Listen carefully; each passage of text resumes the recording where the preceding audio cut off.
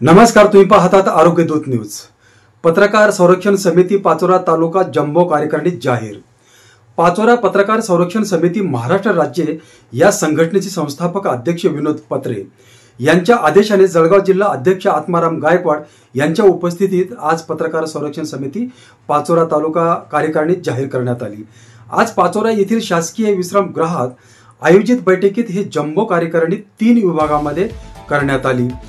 यावेळी पत्रकार संरक्षण समिती पाचोरा तालुका अध्यक्ष दैनिक लोकमतचे हेमशंकर तिवारी यांची पाचोरा तालुका अध्यक्षपदी एकमतानं निवड करण्यात आली। तर उपाध्यक्षपदी दैनिक सकाळचे प्रतिनिधी राजेंद्र पाटील, तर तालुका सचिवपदी लोकमतचे सुनील लोहार, सहसचिवपदी देशदूतचे शिवाजी सुतार, कार्याध्यक्षपदी दैनिक लोकशाहीचे बाबूलाल पटेल, सल्लागार ज्येष्ठ पत्रकार किशोर लोहार यांची एकमताने निवड करण्यात आली। तर ग्रामीण कार्यकारिणीची देखील यावेळी जाहीर करण्यात आली।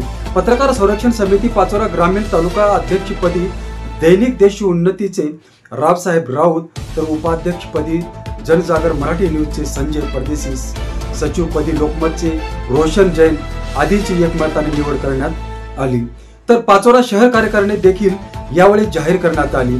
पत्रकार संरक्षण समिती पाचोरा शहराध्यक्षपदी दैनिक नवभारत वृत्तपत्राचे पाचोरा तालुका प्रतिनिधी राहुल शिंदे यांची एकमताने निवड करण्यात आली।